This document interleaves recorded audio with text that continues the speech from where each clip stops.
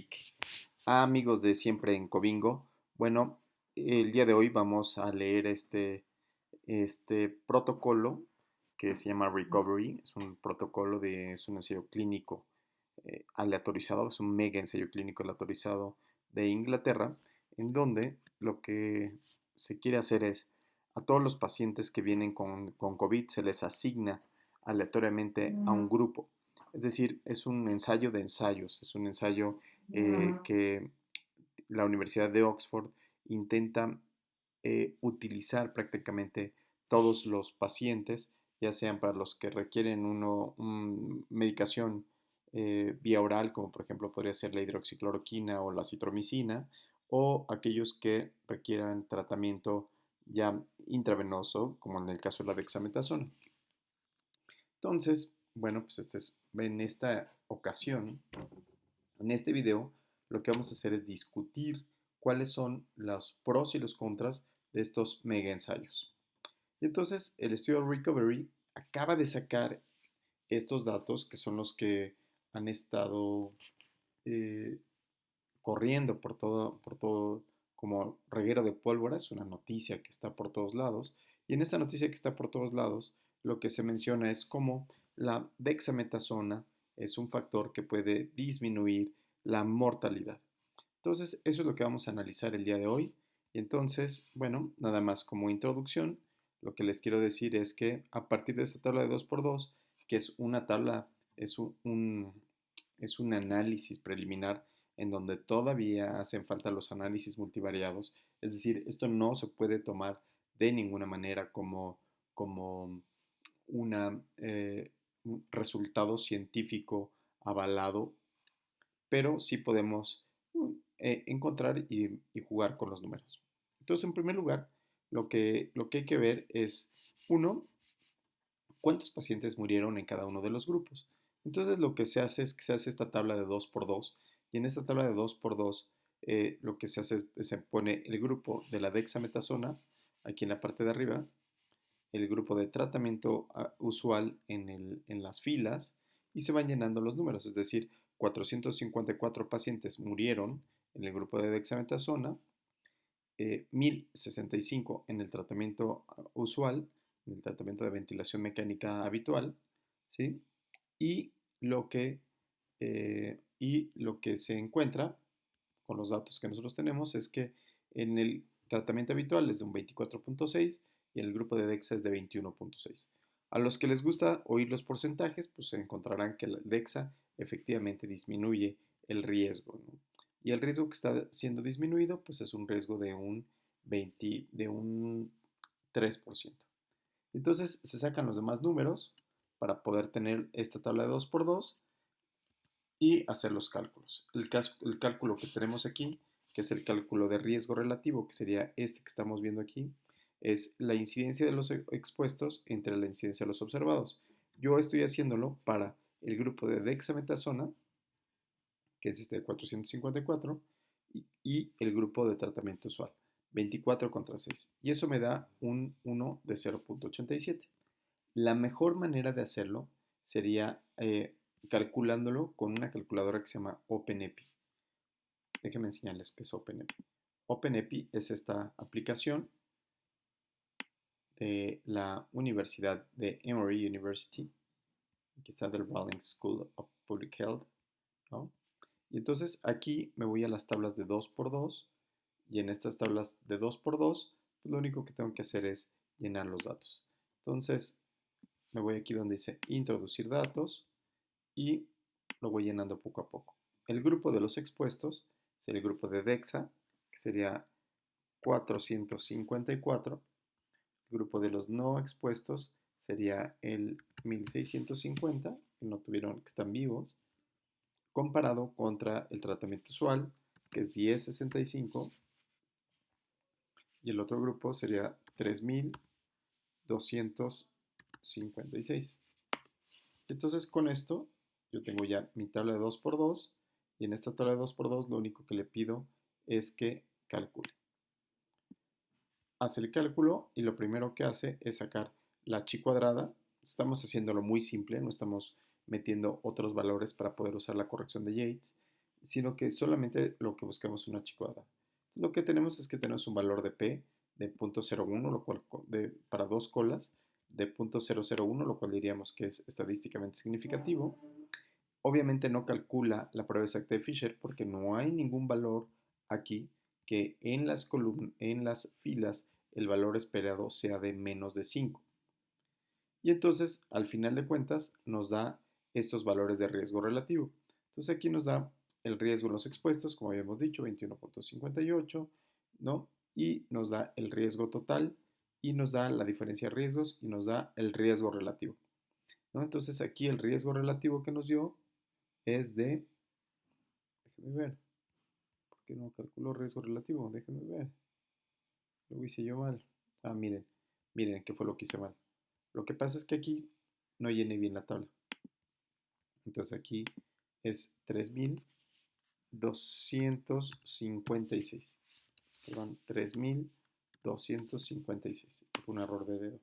Y entonces, aquí en este error de dedo, ahora sí lo digo calcular, saca exactamente esto que habíamos mencionado hace ratito, la h cuadrada, etcétera, etcétera, y nos dice que el riesgo en los expuestos es de 21.58, como nosotros habíamos puesto, aquí sale 21.6, y el riesgo de los no expuestos es de 24.65. Entonces, la razón de riesgos quedaría de 0.87, que es muy parecido a lo que nosotros sacamos. Voy a poner estos datos,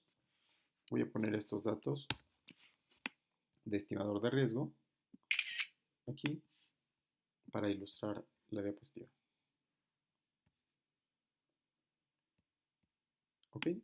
Entonces ya con estos riesgos, que son muy parecidos a los que yo saqué, ¿no? Aquí nosotros habíamos hablado de que el riesgo relativo era este 0.87 y aquí el software nos dio 0.88, ¿no? Aquí da 0.83, me imagino porque hicieron alguna otra corrección.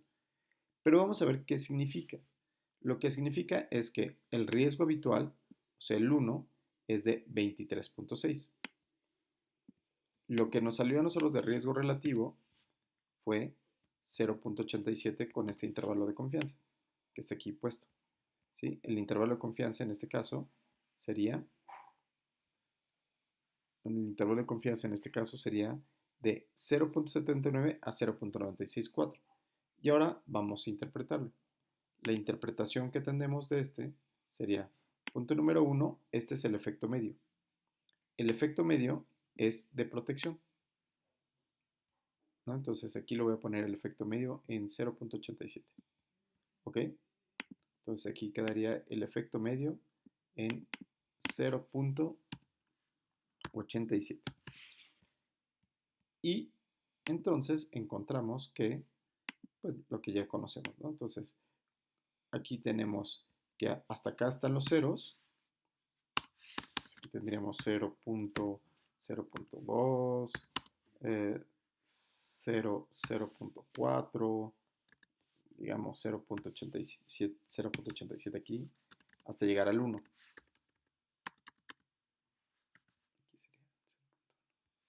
¿Sí? Entonces, aquí tenemos que estos son los factores de protección. Y si los valores del riesgo relativo fueran de riesgo, como habíamos dicho, entonces exceden estos valores. Es decir, en lugar de que sea, por ejemplo, en lugar de que sea aquí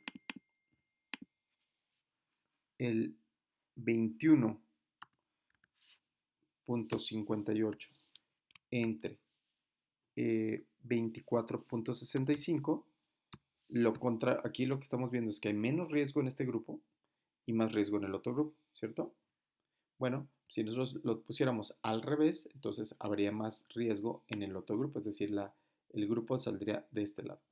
Y cuando está de riesgo, entonces decimos que aquí va en 1.5, 2, 2.5, así, etcétera, etcétera, ¿no? 3.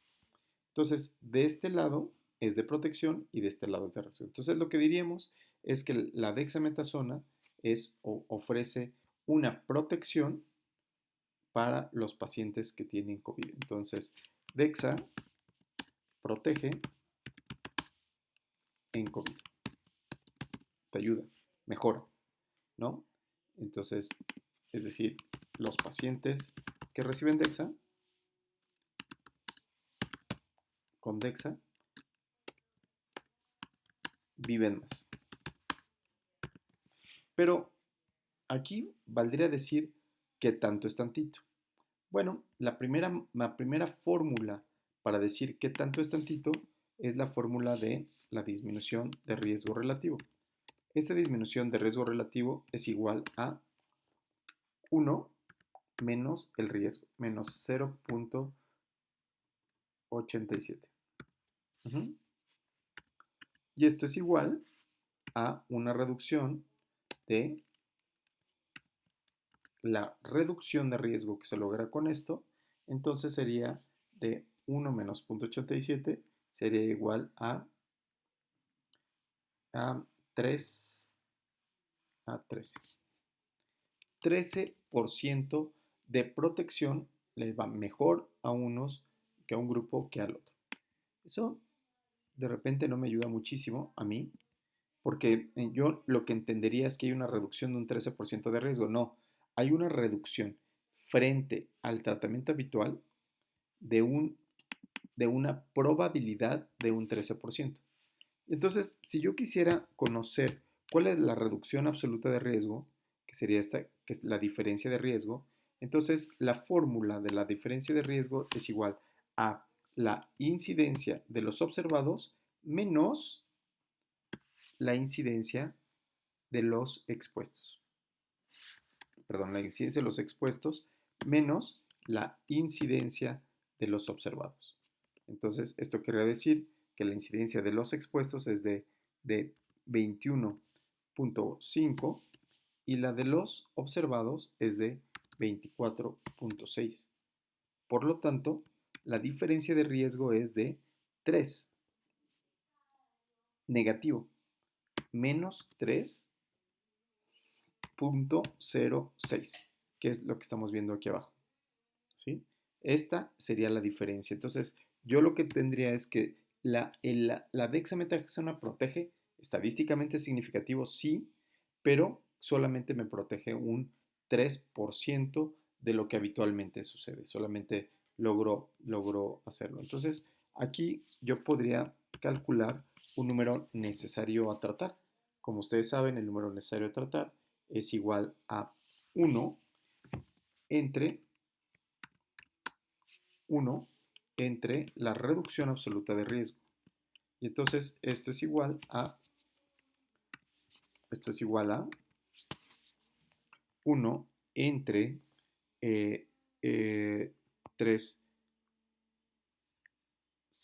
1 entre 0.03, que es un 3%, ¿sí? Esto sería igual a que yo requiero tratar a 33 pacientes, 34 pacientes, perdón, porque salió 33.3, entonces tengo que yo irme a la unidad superior. Tengo que tratar a 34, debo de tratar, para obtener un efecto benéfico, debo de tratar a 34 pacientes para que uno mejore. Entonces, este número necesario de tratar hace pensar que está ligeramente incrementado, ¿no? Y entonces, pero aún, después de todo esto, debemos de pensar también y graficar qué significa el intervalo de confianza del 95. Entonces, el intervalo de confianza del 95 es, a partir de la media, qué tanto, el, el, qué tanto se mueve esta media a partir de la muestra tomada. Entonces, si yo quisiera analizar esto, entonces lo que tendría es que el intervalo de confianza del 95%, según este resultado, ¿sí? Según este resultado va de 0.79 a 0.96. Entonces, ¿qué les parece? Obviamente que ya el intervalo de confianza de 0.96 recordando lo que dijimos hace rato, pues tendría una reducción de riesgo de ¿cuánto? 0.96, la reducción de -1, entonces la reducción de riesgo sería de 4%. Bueno, efectivamente ese es en el valor superior, pero bueno, podríamos decir en el valor inferior, ¿qué tal? Bueno, pues en el valor inferior estaría en 0.79, ¿no? Entonces aquí habría que ver qué tipo de médicos son ustedes. Si son los médicos que le proponen un escenario en el mejor de los escenarios o en el peor de los escenarios es lo que protege.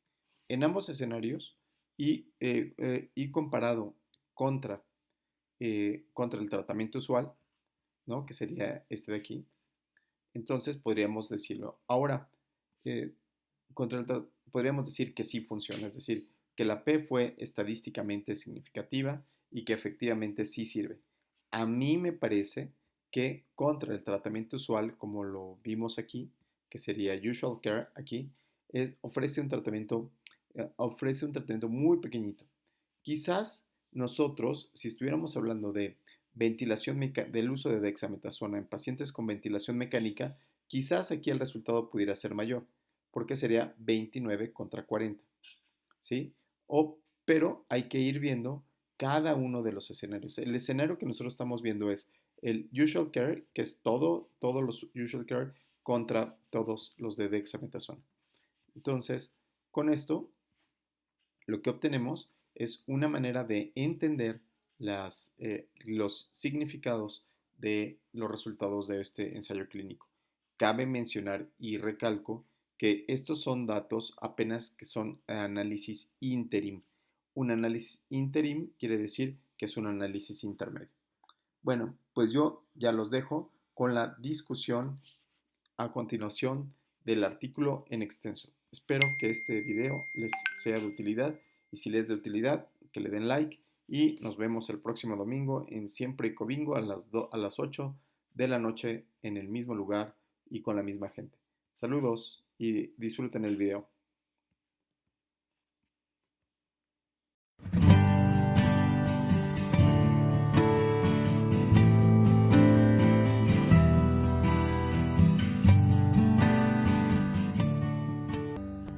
Mi comentario. Ok, Laura Sandoval. Entonces, voy a retomarlo. Entonces, tenemos dos personas, tenemos dos partes.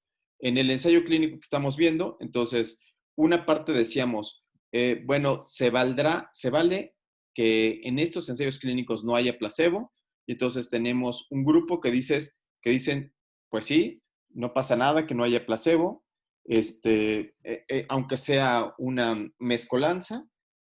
Por otro lado, David nos dice, ¿sabes qué? Que necesitaríamos ver que las cosas que estamos haciendo contra placebo efectivamente mejoren o no mejoren el uso del tratamiento. Entonces, Pau Zamora dice no, y ahora Laura Sandoval nos va a platicar. Laura Sandoval, ¿placebo o no placebo? Hola, buenas noches. Bueno, a mí me parece que en un primer momento sí puede ser importante utilizar placebo, sobre todo cuando son enfermedades de las cuales no se conoce la evolución natural de la enfermedad, a pesar de que tenemos el antecedente de que existen otros coronavirus y pues tenemos referencia de cómo se comporta.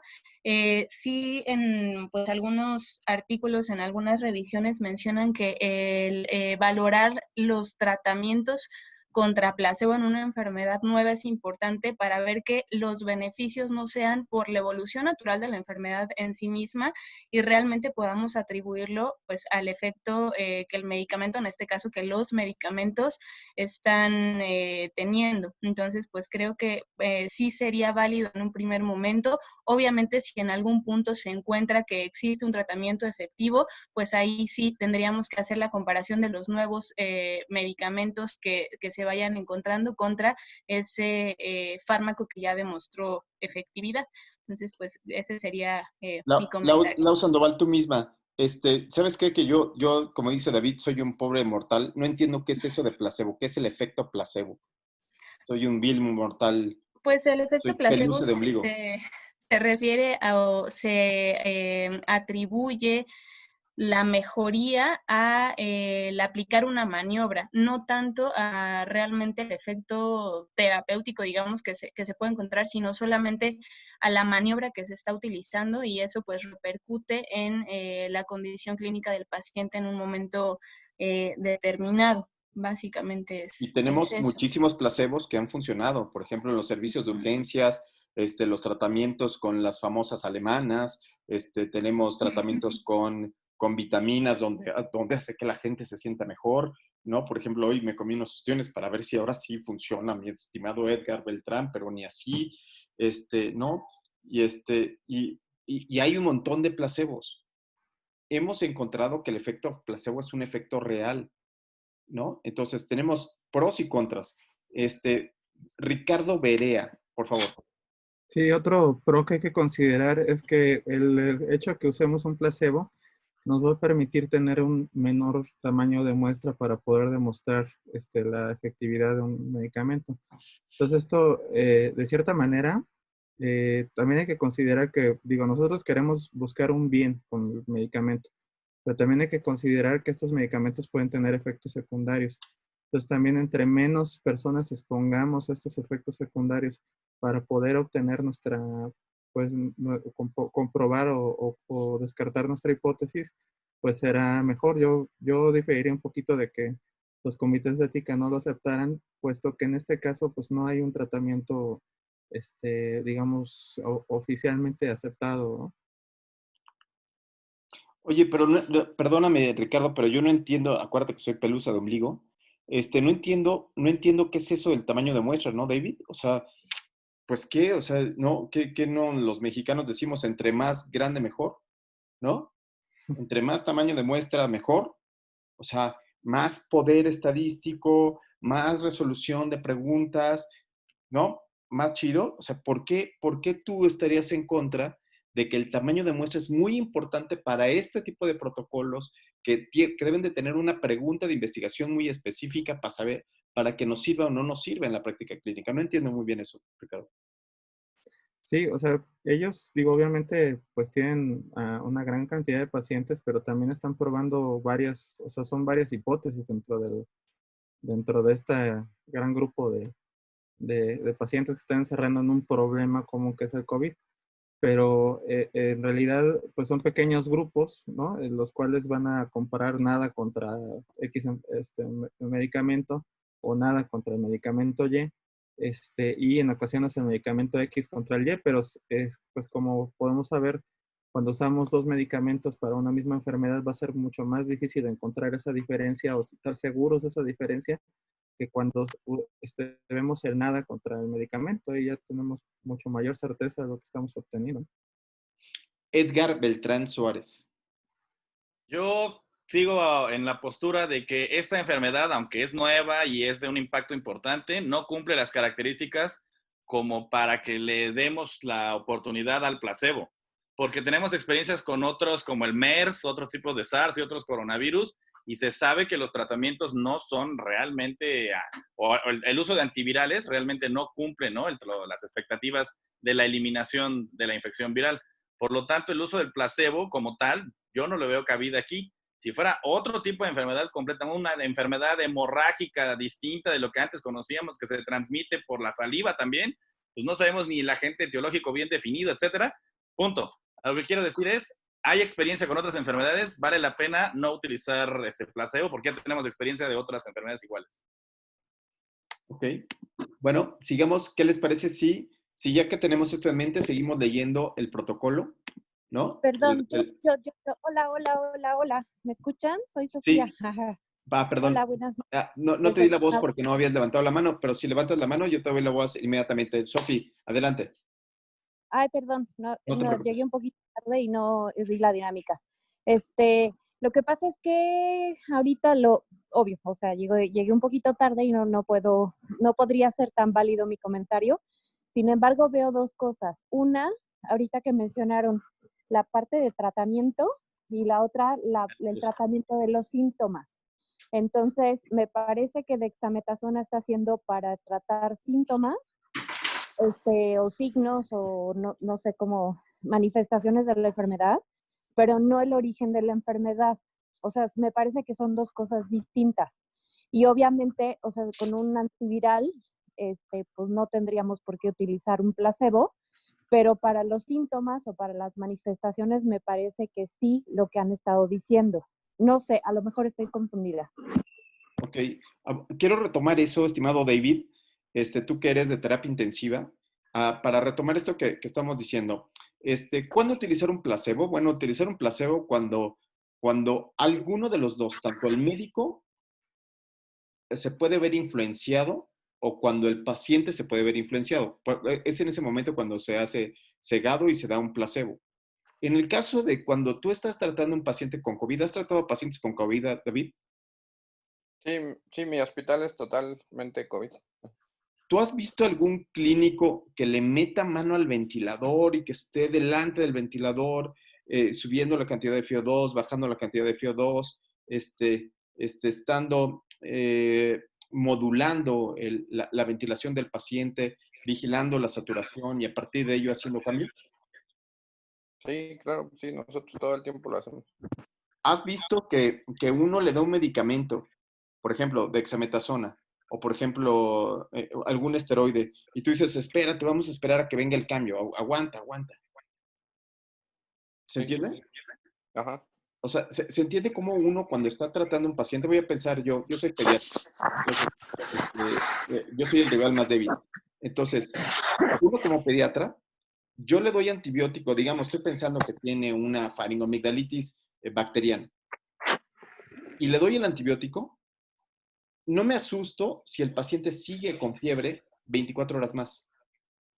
Porque lo que digo es, no, espérate tantito, pues todavía tiene, no, pues todavía se le tiene que subir las concentraciones inhibitorias para que logre disminuir la... ¿Se entiende? ujú. Entonces, muchas de las ocasiones uno como médico se vuelve más permisivo para el tratamiento de los pacientes dependiendo de lo que uno le da, ¿no? O sea, que casi dices, tranquilos, espérense tantito, ahorita mejora. Y entonces es justo lo que estaba diciendo Sofi. Sofi lo que dice es, bueno, ya los pacientes que ya tienen algo, ya tienen dexametasona, quizás el médico pudiera controlarse en la cantidad de oxígeno que le da o en la cantidad de ventilación que le da, David, ¿o tú piensas que no? Pues lo que pasa es que a mí o sea, sí, sí puede influir, porque de hecho antes los otros, como comentaba Edgar, ya hay mucha información. Por ejemplo, a nosotros nos importa mucho los pacientes que hacen SIRA, porque esos son los que al final lo que incrementa la mortalidad, los que te van a hacer síndrome de insuficiencia respiratoria aguda son los que se van a terminar muriendo, esos son los que tienen mayor porcentaje. Y en eso sí se ha visto que el esteroide hace o sea, si lo das a tiempo y en las dosis adecuadas, sí hace la diferencia. Pero lo que no me queda claro es el resto de todos los medicamentos. Por ejemplo, digo, no sé si ya lo discutían aquí porque tengo apenas 2 semanas que me estoy conectando, pero por ejemplo, la hidroxicloroquina hasta hace 2 semanas estaba proscrita, ¿no? O sea, hace un mes era la panacea, hace 2 semanas estaba proscrita porque incrementaba la mortalidad. Y ahora vuelven a salir el recovery en donde comentan otra vez que le vuelven a dar hidroxicloroquina, que le vuelven a dar tocilizumab. Entonces, como que todas esas cuestiones, me parece que están jugando o estamos jugando todos con, con la esperanza de toda la gente, porque ese es realmente, o sea, no solo se lo están, bueno, fuera que todos estuvieran supervisados bajo un médico, pero este tipo de medicamentos, el recovery, se está utilizando para pacientes severos hospitalizados y no hospitalizados. O sea, y ese es el problema, y no es un medicamento inocuo. Entonces yo esperaría que algo así, una noticia tan rimbombante como que influyó en una tercera parte de los intubados y 2/5 partes de los no intubados, pues pues debería de tener algo como un sustento más grande. No nada más decir que este más todos los demás es el que va a hacer que lo salve. Por ejemplo, yo lo que creo es que nos volvimos permisivos, Ricardo. O sea, de verdad nos volvimos permisivos para los ensayos clínicos, para lo que le pediríamos a la industria farmacéutica, ensayos clínicos, aleatorizados, doble ciego, triple engaño, etcétera, etcétera, ¿no? Y en cambio, venimos en la época COVID y permitimos de chile, de mole y de manteca, ¿no? O sea, no sé, como que ha cambiado el mundo. No sé qué piensas tú, Ricardo. Pues sí, como mencionas, la desesperación de querer ofrecer algo, ¿no? Pero pues es que también, o sea, los grandes errores la investigación en cuanto a la ética son investigadores que creen que están haciendo un bien, pero exponen a sus participantes a riesgos que pues a la larga son peores que lo que quieren remediar, ¿no? Bueno, entonces, ya con esto en mente, vamos a revisar rápidamente dos cuestiones que a mí me llamaron la atención del estudio del recovery, ¿no? Entonces, primero, los criterios de elegibilidad. ¿Vieron mi inglés? Y entonces, para eso le vamos a pedir a Ale Sandoval, ¿sí? Que nos lo leas, ¿sí? ¿Laura Sandoval o Ale Sandoval? Ale Sandoval. Digo, perdón, Angélica. Venga, Angie, de que no has participado nada. Sí. La elegibilidad y aleatorización. Este protocolo describe un ensayo aleatorizado entre pacientes hospitalizados por COVID-19. Todos los pacientes elegibles fueron aleatorizados entre tratamiento severo. No, hay No. muchos En van a diferentes ser brazos del tratamiento. Exacto. ¿Cómo? En diferentes brazos del tratamiento. O sea, Eso. la maniobra. Ok. Podría ser. O sea, fueron aleatorizados. Cumplen criterios de ingreso y son Sí, aleatorizados a lopinavir, ritonavir, bajas dosis de corticosteroides, hidroxicloroquina o acitromicina. Y después pueden ser realeatorizados si están muy graves y entonces ahora se van a plasma convaleciente, ¿no? Entonces, está padre, o sea, es un mega ensayo, es un ensayo que de verdad está muy bonito porque todos los pacientes se van a ir a distintas ramas y pueden ser comparados unos con los otros, ¿sí? O sea, puedo hacer distintas comparaciones. A esto le llaman ensayos clínicos adaptativos, ¿no? Entonces, ¿por qué adaptativos? Porque ellos dicen que van a hacer análisis interim por un grupo independiente. ¿Se entiende qué es un análisis interim? ¿Alguien sabe qué es un análisis interim? Estimados colegas. No. Yo no entiendo. No, yo Ricardo. tampoco. Sí, que digamos antes de que concluya el estudio hay un grupo que es independiente y que analiza los resultados. Sobre todo es importante porque si está sucediendo un daño a los participantes lo puede detectar a tiempo, o al revés, si hay un gran beneficio en uno de los grupos, pues para que se apliquen en todos, ¿no? Y eso fue lo que pasó ahora. O sea, lo que sucedió ahorita es que este es un ensayo clínico que no tiene tamaño de muestra, no se hace cálculo de tamaño de muestra, sino lo que están permitiendo es hacer análisis interim. Y eso fue lo que pasó. En esta semana no hay una publicación como tal, pero ya soltaron unos resultados, ¿sí? Entonces soltaron los resultados diciendo que la dexametasona funcionaba increíble y todo el mundo, o sea, ¿saben lo que hicieron? Pues fueron corriendo a comprar dexametasona, ¿no? Entonces, esas son cuestiones muy importantes de cómo tenemos que respirar despacito, leer el artículo, leer la información antes de empezar a, llevarla a cabo en nuestros pacientes, ¿no? Ahora, estimada Lucía, si nos pudieras ayudar leyendo cuáles son los desenlaces de este estudio. Lucía, ¿estás por ahí? ¿No? Víctor. Lucía, sí, ya prendió el micrófono, Lucy. Venga. Víctor. Sofi, ¿cuáles son los desenlaces? Así, dice, los principales desenlaces serán la muerte, el alta hospitalaria, o no sé, de algún servicio de terapia intensiva, la necesidad de ventilación, la necesidad de terapia de reemplazo renal, son esas las principales, ¿no? Dice, ¿Sí? para el análisis principal, el seguimiento de, ¿cómo se dice? Evaluado a 28 días después de la aleatorización.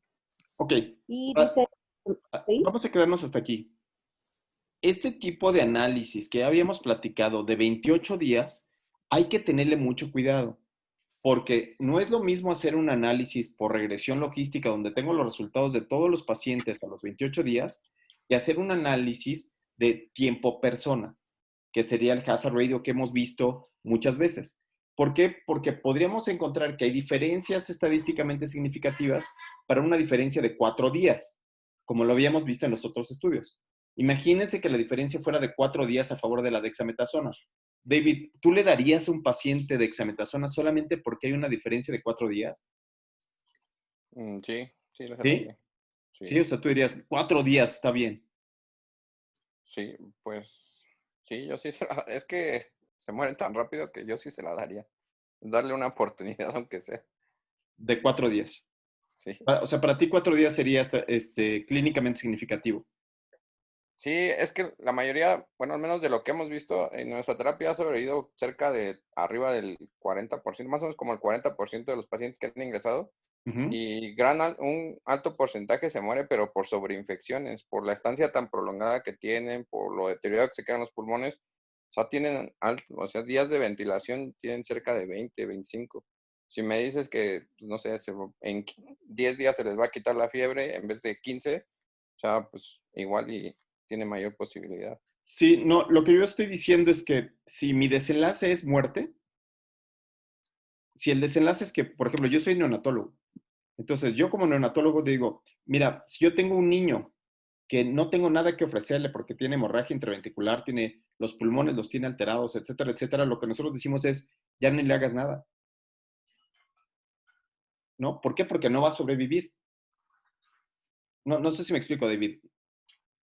O sea, si Sí, tienes tú un paciente que tiene falla orgánica múltiple, que tiene un montón de cosas, ya no le haces nada.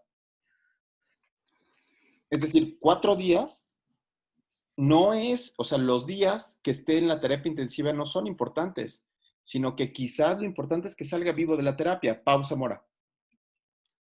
Era lo que comentábamos en alguna clase previa, en alguna revisión de artículo igual, donde decíamos que igual sí mejoraban una semana, pero igual mejoraban intubados y que al final pues era una semana de gasto de terapia intensiva. Digo, igual no se va a escuchar tan ético lo que voy a decir, pero gasto de terapia intensiva, donde se está ocupando un ventilador, una cama, en un sistema de salud colapsado, donde al fin el desenlace, que es lo que comenta el doctor Rivas, al final es la muerte, ¿no? Es el punto que tocábamos en alguna de las clases.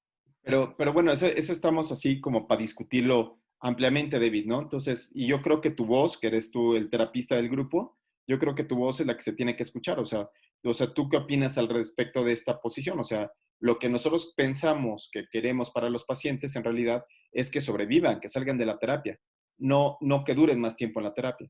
es que, bueno, es que mira, ya llevamos cerca de 3 meses. Al principio, o sea, nos costó mucho trabajo entender este virus. Todos se morían en los primeros 5 o 6 días porque las fiebres eran de 43, 44 grados y hacían disfunción multiorgánica así tremenda. Las fiebres empezaban, se chocaban así media hora de 2 mililitros de norepi a 60, 70 mililitros de norepinefrina. Y lo que hemos estado observando estos últimos 2 meses, es que si pasan toda esa descarga de citocinas, o sea, si logran sobrevivir esos 15 días que están todo el tiempo con fiebre, están todo el tiempo con la inflamación, tienen posibilidades de salir adelante, así se deterioren. ¿Por qué? Porque al menos en nuestra terapia intensiva, los que están ingresando son pacientes menores de 30 años, son pacientes de 16 años, de 22 años, que no podemos tener ese pensamiento de que si hacen disfunción multiorgánica los vamos a dejar ir porque no, o sea, esos pacientes si logran salir de esa disfunción multiorgánica, la probabilidad de que se recuperen después es muy alta. O sea, si estén casi muertos, si salen de esos 15 días de la actividad inflamatoria, sobreviven y salen bien. O sea, Sí, Con David, simplemente, secuelas, ¿no? sí, Con sin David, algunas secuelas, secuelas, o sea, supongo, son pero funcionalmente funcional. activos. Mm. O sea, lo que hemos visto es que si logran pasar esos 15 días de actividad, o sea, ya sea con terapia de reemplazo, con parámetros altos, con todo el soporte que tengamos, la posibilidad de que salgan adelante y que sean funcionales, porque no, o sea, no quedan como trapos, sí quedan bien, porque son jóvenes de 16, 20 años. O sea, sí, después tienen una vida activa. David, pero otra vez, este, lo que yo creo que tú estás diciendo es que lo que tú evalúas es cuántos salen vivos. No evalúas si salió muerto, pero con muchos días. Mm, O sea, por no, ejemplo, o sea, dices, estuvo bien porque se murió, pero duró mucho tiempo ahí. no, o sea, se van de alta. Es que ahorita, así como está colapsado el sistema, ya no hay piso para que se recuperen. O sea, se están en terapia hasta que se van a su casa. De la terapia se están yendo a su casa. No, no, no. Entonces, no, No, entonces, me refiero al desenlace del estudio. sí, por eso, pero, En el ah, desenlace del estudio tengo dos. Uno, que salga vivo o muerto de la terapia, que se vaya a su casa, vivo, ajá, ¿sí? O que esté en su casa o en piso y necesite ventilación. ajá, O O que terapia le por dé, renal. estos son desenlaces clínicos, ajá, pero a la hora que hago yo el análisis estadístico lo hago por algo que se llama hazard radio o híbrido de riesgo.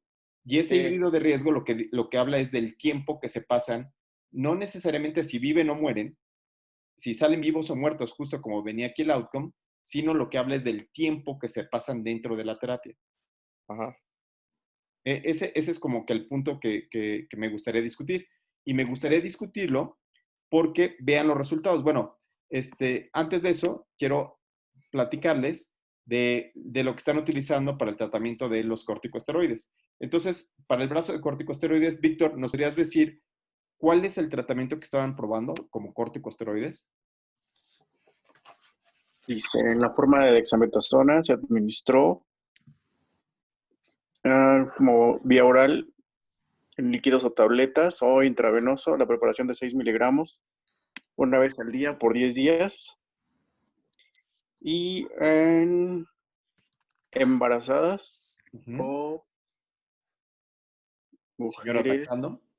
exacto, en lactancia, prednisona 40 miligramos administrado igual por vía oral o intravenoso, hidrocortisona 80 miligramos 2 veces al día, que podría ser usado En vez. en lugar de dexametasona. ¿Ok? Entonces, esta fue lo que se está hablando, ¿no? Esta es la dosis de dexametasona. Aquí vienen las dosis de hidroxicloroquina, viene la dosis de acitromicina y las dosis de, ¿no? Y entonces, aquí viene también en el protocolo, vienen las razones por las cuales utilizar dexametasona, por lo que habíamos platicado, por la modulación de todo esto, y viene lo que dice Beltrán, que se había visto en otras enfermedades, como por ejemplo en SARS, en donde lo que se había encontrado es que administrar esta madrinola lo que llevaba era que se incrementaban las hiperglicemias, ¿sí?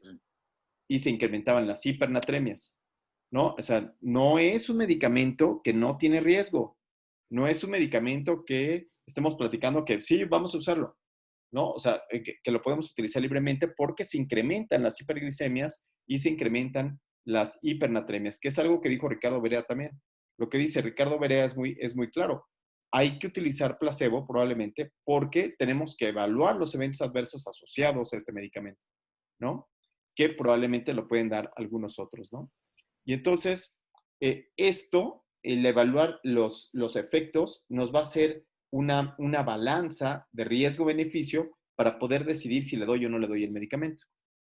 Bueno, y entonces, una vez que tenemos todo esto, vamos a ver los resultados de los estudios. Entonces, en los resultados de los estudios, vamos a ver qué fue lo que pasó.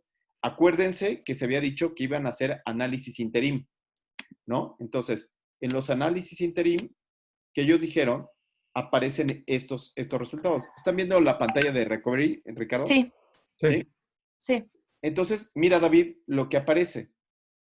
Lo que aparece es que yo lo voy a leer yo. Entonces viene Recovery, que es el estudio del Remdesivir, no sé qué, no sé cuánto, de coronavirus y todos los medicamentos que están utilizando, que están aquí arriba, que están hechos se asignaron a 2-1-1, ¿sí? Y entonces lo que empezamos a ver es, uno, la hidroxicloroquina. ¿Qué pasó con la hidroxicloroquina? Estimada, Angélica.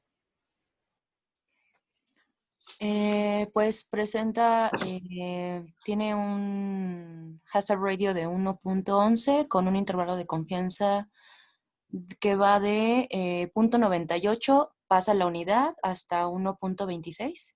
A ver, Cual explícame. quiere, Espérate que no lo sé. cual, ¿perdón? No sé yo nada de eso porque yo no Lo le... cual quiere decir que pues tanto da un efecto protector como también confiere cierto riesgo. La ley de la chimoltrufia, ¿no? Así Como es. digo una cosa, digo la otra.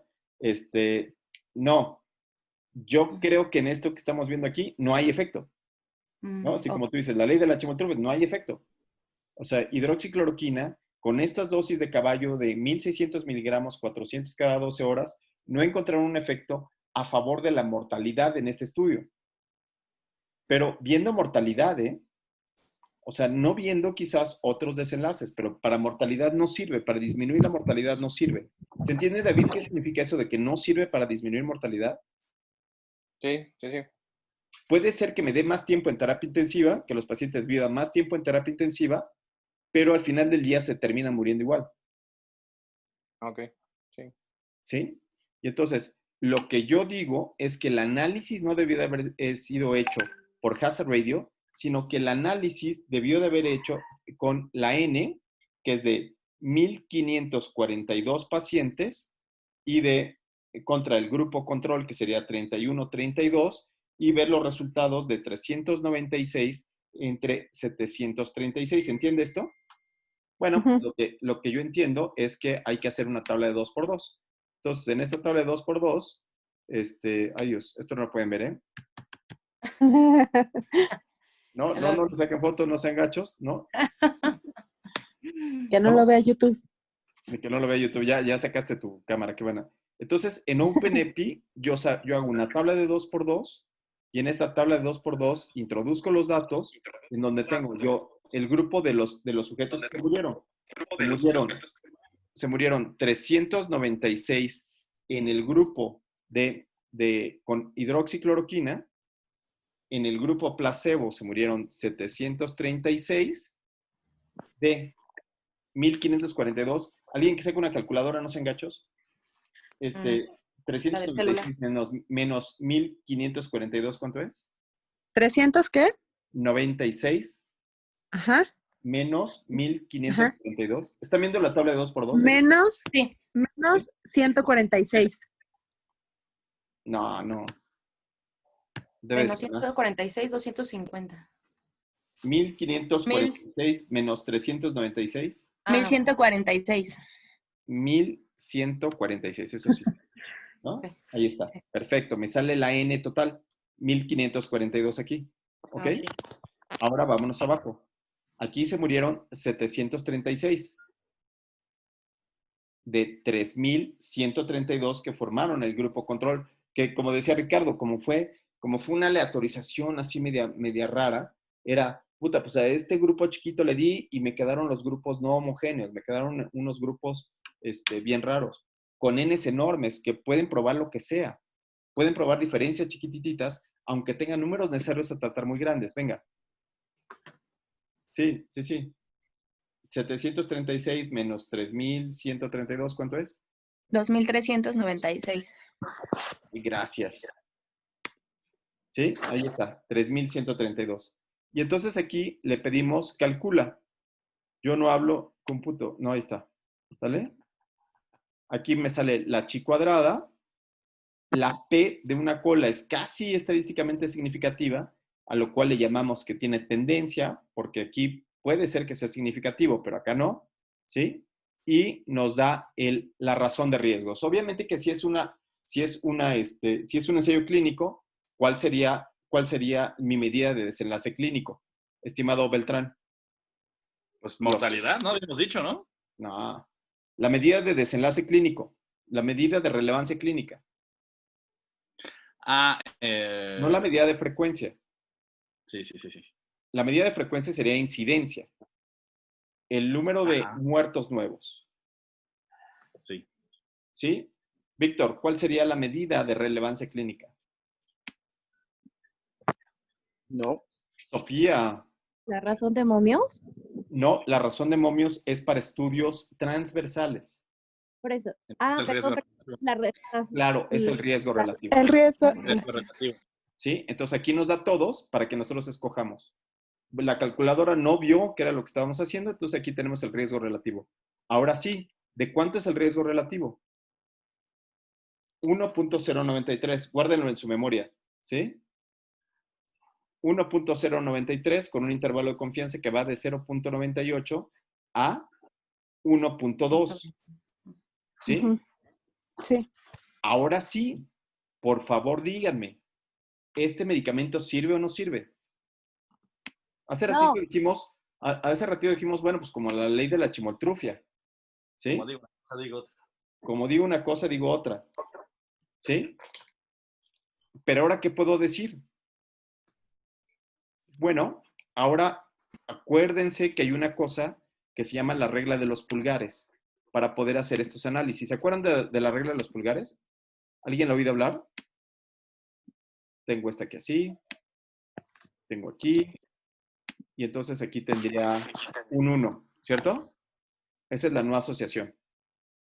Y para acá tendría acá estaría el 0, y del otro lado estaría el infinito, ¿cierto? Bueno, la regla de los pulgares quiere decir que si yo trazara unas líneas, digamos que fueran 2 líneas, una línea que estuviera aquí y otra línea que estuviera acá, qué feo se ve eso, estimado Beltrán, mira. Voy a borrar esto porque se ve muy feo. ¿Sí? Voy a borrar esto también para que se vea más mono, ¿no? Entonces, si yo tuviera estas líneas, yo podría hacer aseveraciones más fuertes. Entonces, la regla de los pulgares quiere decir que si yo estoy entre un 0.75, ay, me salió mal, pero lo vuelvo a hacer. Si yo estoy entre un 0.75, aquí obviamente está el 1, a 1.25, lo que caiga aquí adentro es no clínicamente significativo. ¿Queda claro? Entonces, este está, por ejemplo, este estaría aquí, digamos, Sí, de punto 0.98. 98. Ajá. Estaría aquí, ¿cierto? Sí. Dentro del lugar donde ya no hay nada que hacer. Y el intervalo de confianza va de ¿cuánto? De 0.98 A 1 punto y algo. 1.2. a 1.21. Ujú. ¿Sí? Entonces, si va a 1.21, quiere decir que este estudio ya tiene el poder suficiente para decir que la hidroxicloroquina no sirve. Ya puedo decirlo. Hace ratito habíamos dicho, no, pues es que cruza la unidad. Y como cruza la unidad, entonces, pues ya la ley de la chimoltrufia. ¿Se acuerdan? Pero aquí lo que estamos diciendo es, fíjense ustedes cómo está dentro de estas líneas de 1.25 y de 0.75, lo cual nos hace pensar que la hidroxicloroquina ya está muerta, ¿no? O sea, ya, güey, ya déjala, ¿no? Ya no se para. Para mortalidad. ¿Ok? Entonces, ahora vamos a ver el resultado de la dexametasona, si me ayudan. Entonces, en el de dexametasona, ¿sí? Vean cómo calcular riesgos relativos es mucho más ajustado que calcular hazard ratio, aún a pesar de de las diferencias en tiempo. Pero como es exactamente lo mismo, ¿no? Aquí a nosotros nos salió 1.093 y aquí salió 1.11. Ahora vamos a ver dexametasona. ¿Cuánto es, estimada, a ver quién ha hablado, estimada Rosa Alvarado? ¿De cuánto salió la dexametasona? Estimado David, ¿de cuánto fue el riesgo relativo de la dexametasona? Punto 83. Punto 83. ¿Qué significa? Pues que está en teoría, o sea, sí es... Por la... Ajá. Que en teoría sí sería clínicamente significativo, ¿no? Sería... Está entre punto 74 y punto 92, según lo que había comentado usted ahorita. 0.74 a 0.92. ¿Ok? Pero es riesgo relativo, ¿no? Ya es riesgo relativo, qué padre. Exacto. Ahora sí ya está bien. Entonces, Vamos a ver cómo se ve en nuestra pizarra. Entonces, lo que vemos ahora es que el riesgo relativo está aquí, ¿en qué es? 0.083. Aquí adentro. ¿Sí? ¿Y el intervalo de confianza? Aquí está. Aquí diría yo que pues está bueno, pero no tanto. ¿Sí? Sí. Porque está adentro. Pero el intervalo de confianza me da una esperanza. ¿De cuánto a cuánto va el intervalo de confianza? No recuerdo, pero llega creo que hasta punto B, ¿no? Punto 9. 74 y Rosa Angélica, vas a tener que empezar a comer cacahuates. Compra cacahuates para la memoria, lo acabamos de ver hace un segundo. Yo también. Cacahuates. Hay que comprar por mayoreo. Sí, no manches, imagínense. ¿Sí? 0.74 a 0.92. Ahora sí. Vamos a empezar a interesarnos un poquito más y a interpretar esto. ¿Sí?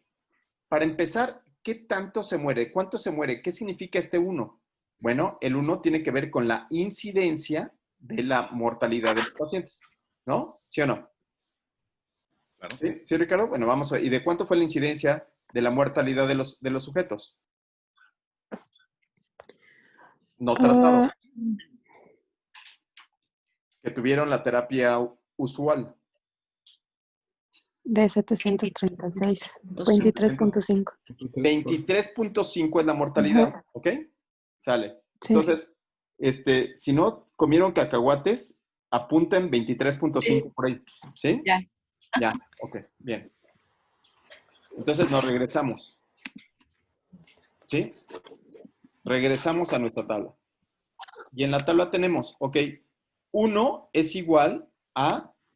Laura Sandoval, por favor, adelante. Nada más que me parece que la mortalidad se debe comparar con el cuidado estándar que nos mencionan justo en esa parte de arriba de la tabla. La que están considerando de 23.5 es la de hidroxicloroquina, del grupo de hidroxicloroquina. Y la de abajo es la de dexametasona, donde solamente sometieron a los pacientes a ventilación mecánica, tratamiento suplementario de oxígeno o aquellos que no requirieron ningún soporte respiratorio, que es acá donde dice, pues, tratamiento estándar. Sí. Pero usamos el que dice usual care, ¿no? Pero para ventilación mecánica, la mortalidad en tratamiento estándar es de 40.7. Sí, te estoy de acuerdo contigo. La verdad es que eso está confuso.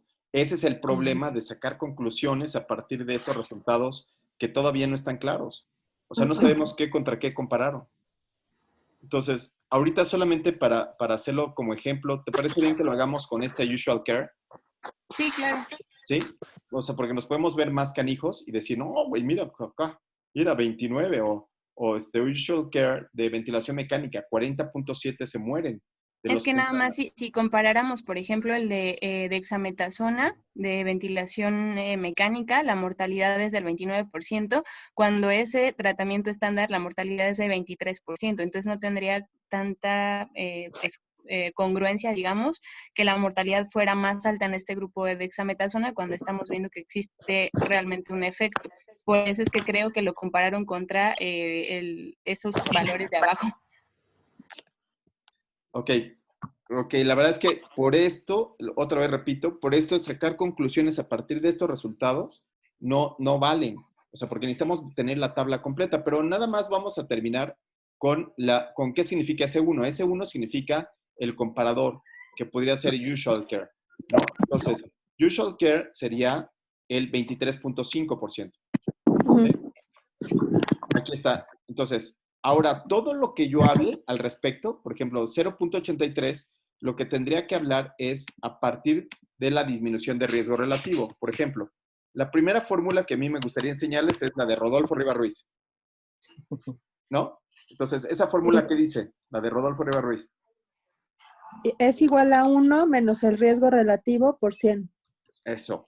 Es como que lo más entendible, es como, ¿qué tanto bien funciona? ¿Qué tanto funciona? Ahora, ¿qué tanto funciona aquí? 23.5 menos 1, sería 0.83 menos 1. ¿Cuánto es? Menos 17 vientos, ¿no? Por 100. El medicamento mejora un 17%. Sí, pero 17% de un 23.5. Es decir, si yo hiciera una regla de 3, diría que el 100% es igual a 23.5. ¿Sí? Ajá. Y ahora, ¿cuánto va a disminuir la mortalidad aquí arriba? Entonces yo tengo que multiplicar 17 por 23.5. ¿Alguien tiene por ahí una calculadora? 17 por 23.5. 399.5 entre 100. Ajá. 3.9. Casi 4. ¿De veras? ¿Sí? A Lo ver, repito si quieres. Otra vez. ¿Cómo va? Es 17 por ajá, 23.5. 23.5 igual a 399.5. A 3%. ¿Así? Entre Casi 4. 100, 3.9. Entonces, 4. con esta fórmula diría que de una mortalidad de 23.5 quedó en 4. Genial, ¿no? Está chidísimo, ¿no, David? Sí, mucho. Bueno, pero ese es en el escenario de la media. Pero puede ser que esté yo en el escenario de 0.92. Entonces, de 0.92 yo tendría solo una disminución de riesgo del 8%. ¿Sí? Ajá. Entonces, con una del 8%, ¿cuánto quedaría? Ya sé, 8 por 23.5 menos 100.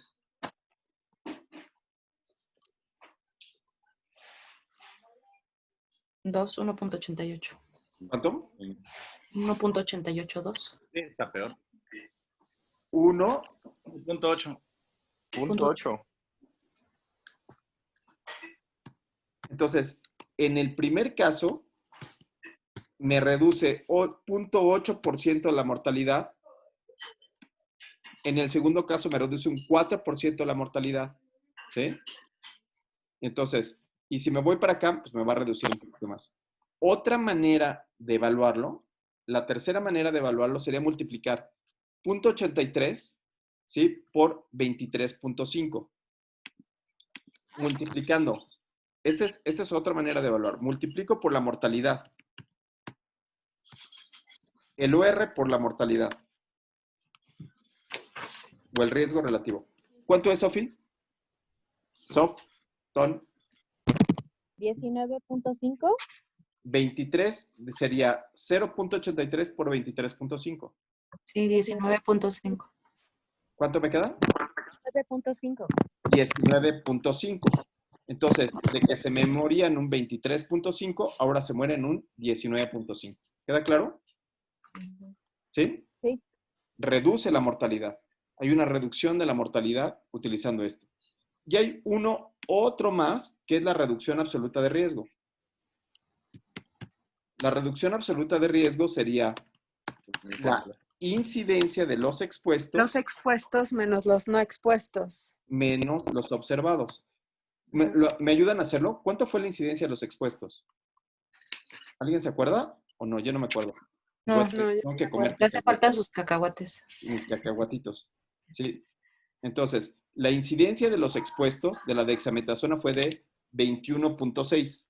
21.6, sí. Sí. 21.6 menos 23.5, que es el que estamos 23.5. utilizando en este caso. No sabemos, pero estamos jugando. ¿Sí?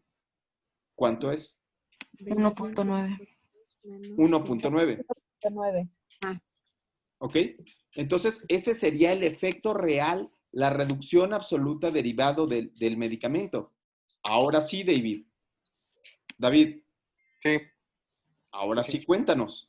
Si yo tengo un medicamento que me reduce 1.9% la mortalidad, pero que incrementa el número de infecciones, como lo son los esteroides en la terapia intensiva, pero que además incrementa las hiperglucemias, como ya habíamos mencionado, pero además incrementa la hiponatremia, Y la ¿qué debilidad opinarías muscular. tú de darle dexametasona a estos pacientes? Pues ya lo pensaría 2 veces. ¿Sí? ¿Por qué?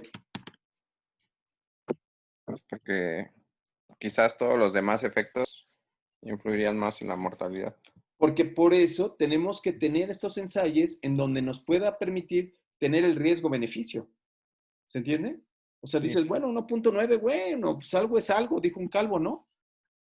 Legal, ¿no? Alguito es alguito, le di 1.9 de oportunidad.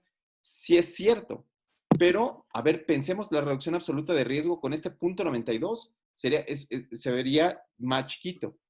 ¿Se entiende? Ahora, después de la fórmula de reducción absoluta de riesgo, ¿cuál es la fórmula que sigue? El número necesario a tratar. Número necesario a tratar. ¿Qué significa el número necesario a tratar, Beltrán? Significa, yo por aquí en alguno de estos lo tengo. Ah, qué bien, qué bien. Entonces significa que las clases te sirvieron. O sea, mira, mira, Beltrán, mira, por aquí. No, ahí te va. Pero Era está un chiste, anotado. era un chiste, es parte de mi rutina. Ah, ok. Dale. Estando. No, el número necesario a tratar es la Pausa, cantidad de Mora. pacientes. ¿Ah?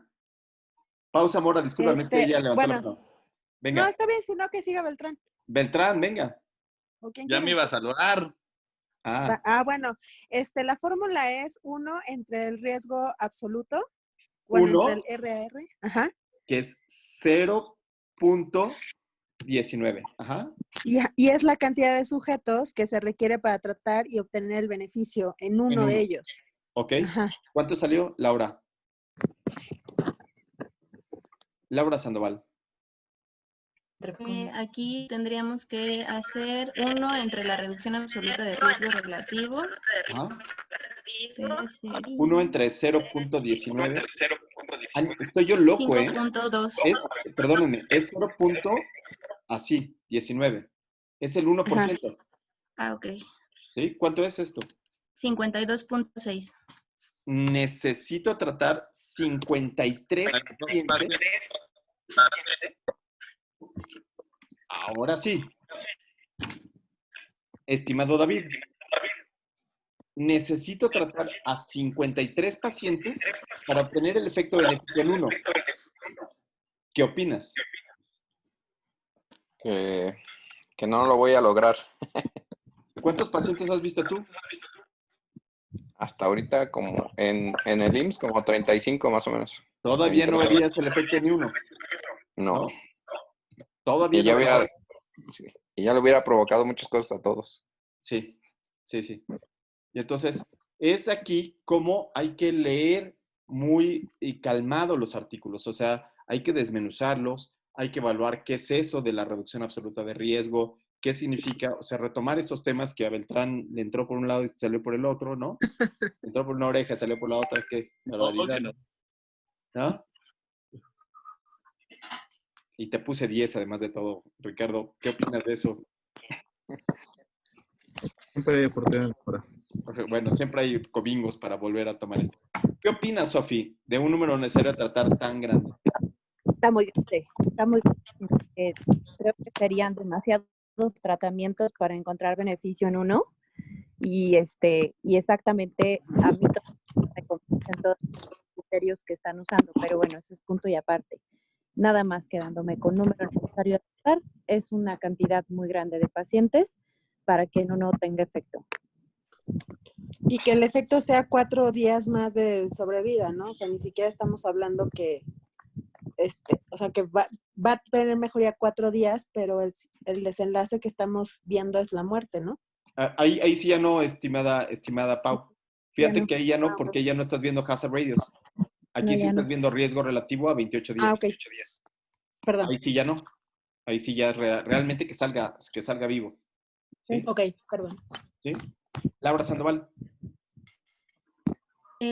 Bueno, creo que sí es muy interesante lo que obtuvimos, pero también creo que es muy importante compararlo, pues justamente vuelvo al punto con los resultados que nos dan en esta tabla, porque ellos de hecho reportan un número necesario a tratar para pacientes ventilados de 8 y un número necesario a tratar de 25 para pacientes que requieren apoyo de oxígeno suplementario de forma no invasiva.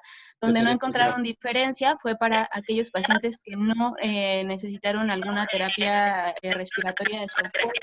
Entonces, obviamente, pues la dexametasona sería un fármaco que tendría que utilizarse de forma intrahospitalaria, pero yo sigo insistiendo en que los resultados que ellos mencionan son justamente comparados contra el tratamiento estándar que viene aquí arriba para ventilación mecánica, mortalidad de 40% y para oxígeno suplementario de 25%.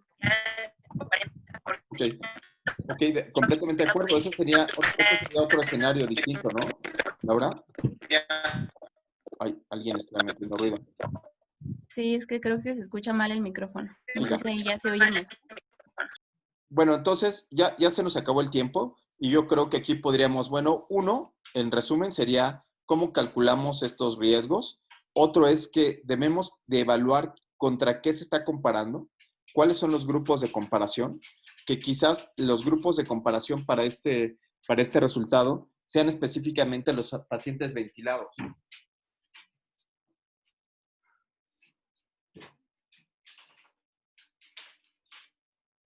No todos, pero sí los pacientes que hicieron ventilación, que es lo que está diciendo Laura. Y entonces ahí podría ser que con un número necesario tratar de 8 es un número mucho más amable, ¿no?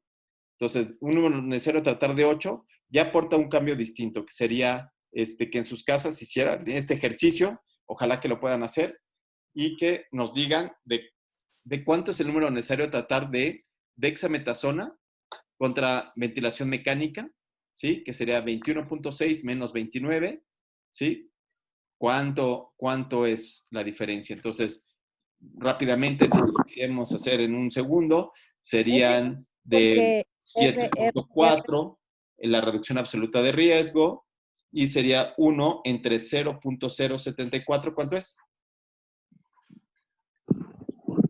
Oye, Rodolfo, lo que está diciendo la diferencia es porque desde el principio, o sea, si tomamos esos datos, yo lo calculé y salían 17.6.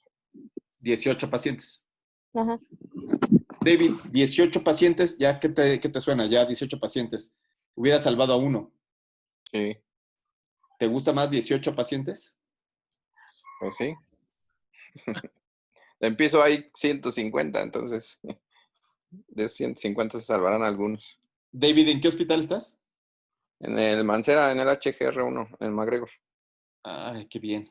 Bueno, pues entonces hasta aquí le dejamos. Espero que les haya gustado evaluar estos tratamientos. La verdad es que está bien feo porque no son los artículos publicados. Requieren muchos otros análisis, en especial los modelos de regresión logística. ¿Por qué requerirían modelos de regresión logística, Ricardo?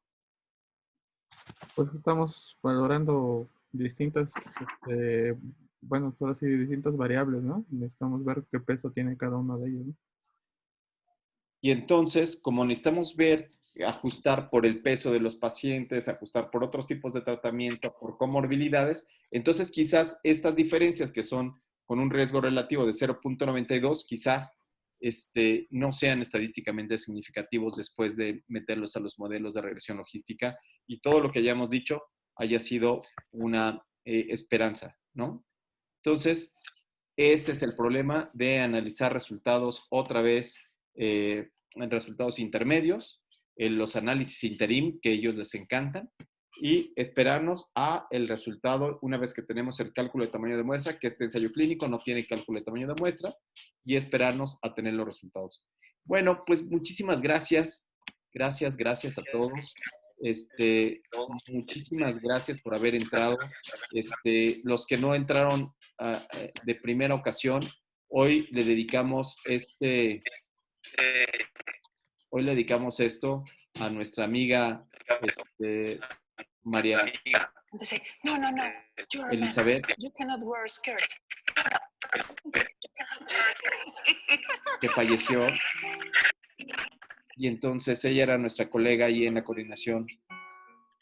Eli, la verdad es que nos dio muchas lecciones y una de ellas fue de que hay que seguir luchando, ¿no? lo que uno quiere. Transgender from age 5. But I was just too afraid to say it. Why should a person be afraid to speak like that? Well, because it was considered a mental illness. Well, because it was considered a mental illness. Y bueno, pues los que vivimos este cambio ahí en la coordinación, la verdad es que sí nos dejó un cambio de pensamiento, a lo cual sin duda le damos las gracias. Y bueno, pues nos vemos, Elizabeth. A person goes out to the street and it's rolled with a vehicle and loses every part of his body from the waist down. Is that man still a man? Of course, yes. You are not a man or a woman between your legs. You are a man or a woman in your brain.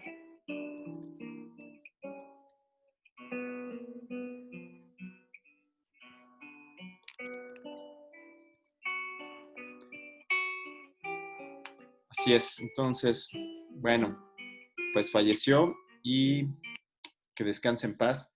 Y nos vemos el próximo domingo. Espero que haya servido por lo menos de repaso, ¿no, Beltrán? Que haya servido de repaso. ¿Sí? Bueno. Yo recuerda que siempre puedo servir, aunque sea de mal ejemplo. Claro, ¿no? Además, acuérdate que, pues, o sea, tú eres cirujano, entonces, bueno, los cirujanos tienen otro, ¿no? Otra estructura mental, ¿no? ¿No, Pau? O sea, exacto. Pueden aprender, ¿no? ¿A poco no? Siempre se puede mejorar. Después de muchas operaciones, después de muchas cirugías, ya le sale, siempre, ¿no? Bueno. Muchas gracias a todos. Gracias, Sofi, qué bueno verte. Gracias, igual, que estén muy bien. Angélica, David. David, gracias por entrar, nos ayudaste muchísimo. No, ¿de qué? Gracias a ustedes. Mañana suspendo las Dexas. Sí, se aprende muchísimo estos domingos, la verdad. Entre los repasos y digo, yo que soy ortopedista, aprender COVID sí es muy productivo. Bueno, ojalá nos veamos la próxima semana, ojalá que estemos vivos. Exacto, cuídense mucho, que estén muy bien. Gracias. Bye.